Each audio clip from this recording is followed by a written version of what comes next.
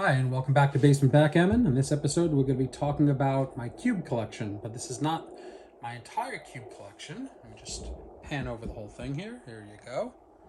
This is actually just the cubes that are not sitting in boards. These are my extras.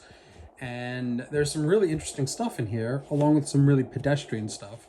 And we'll talk about some of it. First of all, the one everyone wants to know about are these. These are my, what Albert Steg calls half blocks, but other people call flatties. These are half size cubes that are pretty old. This one is in incredibly good shape considering the age, and this one is also in great shape. It's just missing paint. There are photographs of these from the 1930s of these cubes being used. I think the late 30s, early 40s, there were photographs of cubes, these half-block cubes being used.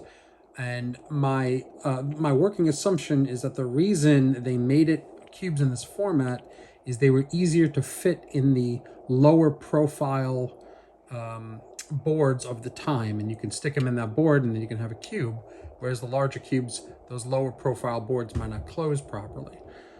Or they have to be stored outside the cube. That's my working theory. Even though these look really cool and they do save some space for sure, they didn't really catch on. The standard square cube caught on, and that's been the standard for many, many years. But these are extremely valuable because they're very, very rare. If I see one of these go up for sale a year, it's usually about the rate that I see them for sale. They're all sitting in private collections and they very rarely go up for sale. This one I happened to find miraculously on eBay for a very low price because the person who put it up for sale thought it was the base of a trophy. So if you can imagine this, and there's like a trophy here, they put it up for sale and they called it a trophy base. And I ended up getting, and he still sold it for a decent amount of money, but it was very low considering what they're worth. I think I bought this for about $175. And this one I got recently from a collector in New Jersey. So even though these are exactly the same in terms of their numbering scheme and how the numbers are, so that would indicate the same manufacturer or be a good clue toward that. They do have different fonts. This you can see the rounded font on the 6, and here you can see a kind of a curve and a more squared off 6 at the top. So these are different fonts, which is a little interesting. They had a different stamp for these two cubes. So anyway, those are some of the most interesting examples. Other interesting examples of cubes that I've got are these here. These are not vintage. I don't know when these were made, but I don't think if they are vintage, they're not particularly vintage. They could be from the 70s. I'm not 100% sure when these made, but I feel like these are more modern given they don't have much patina on them. They are highly polished brass. I believe they're brass. I'm not 100% sure, but it feels like brass and it seems like brass, and they're very highly polished. And they come as a set of 3, and they're very, very heavy.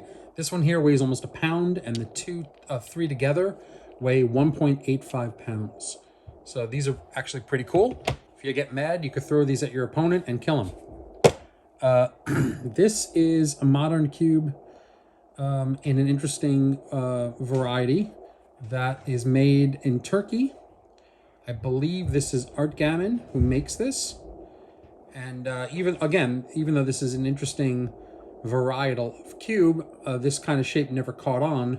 The one where it just sort of turns over. You can start 2, 4, and then you can start turning on for your common numbers. You can start with 8 and just start turning them over. My working theory about why this never caught on is because it's too easy to accidentally move it to a different number. This is my Tiffany cube. I did a video about this earlier on in the series. And this is solid sterling silver. For what I've been told is 92.5% silver. Also quite heavy, similar to this one here. These are both 1 1/4 inch.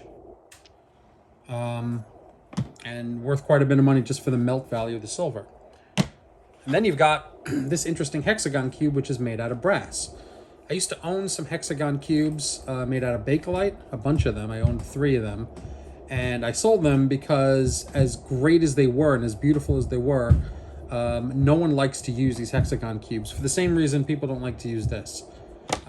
It's too unwieldy. It feels a little weird to simply turn this over. What if it knocks over and you don't know where you are?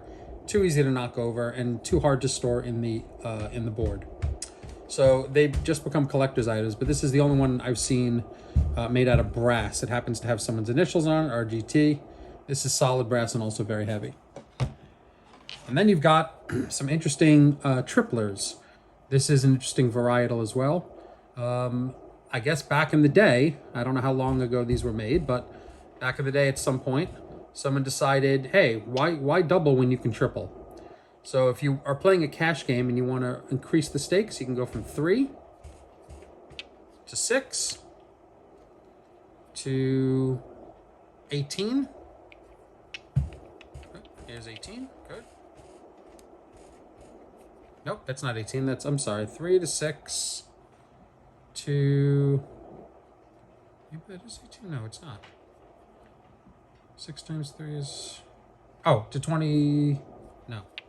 Oh, that's why. See, I'm already screwing this up. It doesn't go 3 to 6. It goes 3 to 9. There you go. That's better. To 9 to 8 to 27. 27 times 3 is... I don't have the numbers. It's so funny how for the cube, we know the numbers instantly. But if I do my times 3 table, it's getting a little harder. 27 times 3 is 81. Right? There's your 81. And anyway, it goes on and on until 729 is the highest number. So if you are looking to really up your value, triplers are the way to go. Very rarely made, very rarely seen. Then you get into some of the more conventional cubes. These are my 1.5 inch cubes. These are all extras. I have other 1.5 inch cubes, probably better examples, but the good stuff is all in my boards. This is all the extras, although this one is very beautiful, and this one is quite nice too. Although I mean, they're all nice, but these two specifically have the flames that people like with Bakelite. So these are 1.5 inch cubes, and then you have 1.5 inch cubes from Chris Lloyd. Also very nice, these multicolored cubes, and this one's a brown cube that's lost some paint. I'm going to send this back to Chris Lloyd to get repainted. And then you have a bunch of 1.5 inch cubes. This one is pure black. It's like a ninja cube. It's got no paint in it whatsoever. Pure black. And I think it'll look real nice if it's painted. This one is a similar design. Not exactly the same, but this one's got perfect paint in it. And a really old-fashioned fun. I really like this one. You got this one. It's got a beautiful flame in it. This gorgeous Bakelite flame, you can see. And then you've got a bunch of these Chris Lloyds here, including this Chris Lloyd with a different font than the standard vintage Chris Lloyd, which is this block font. You've got this script font. This one's cool too. This is similar to the tripler, except in the sense that it's a green transparent cube. And it's got a big font to it, a big gold font. But this one says Master. And I've seen other ones that say different phrases here, but I like Master. That's the one I got. And then you've got a bunch of cubes in 1 inch.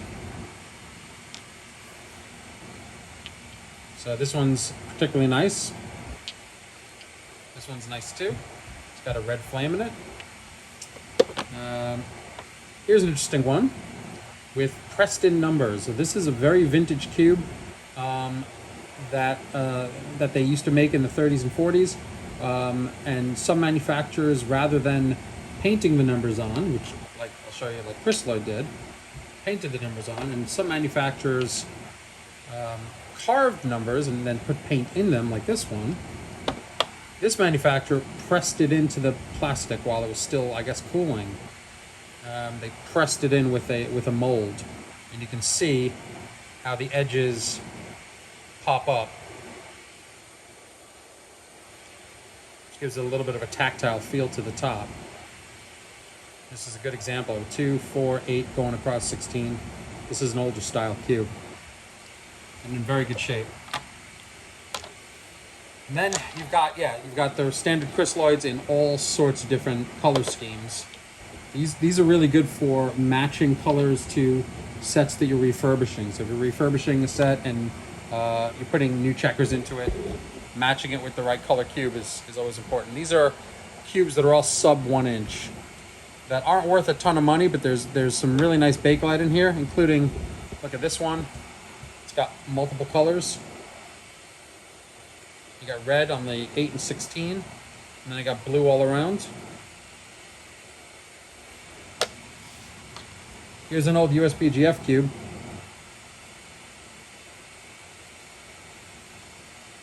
That was stuck in one of the sets that I bought. And finally, here are 3 examples of cubes made out of wood. I believe these all come, with the exception of this one. I think this might be an Aries cube. I forget. But these 2 for sure, with the more squared off edges, come from Druki boards. The Druki Blue Chip Company gave out these wood boards within their wood sets. They're very light because they're made out of wood, but they're kind of cool. I prefer having a heavier cube, a Bakelite, or even a modern resin over the wood, but this is a historical artifact. Anyway, I hope you enjoyed this. As I'm going through other boards, you'll see other types of cubes that I have in those boards, and if it's something very interesting, I'll certainly show it on video. Hope you liked it. Bye-bye.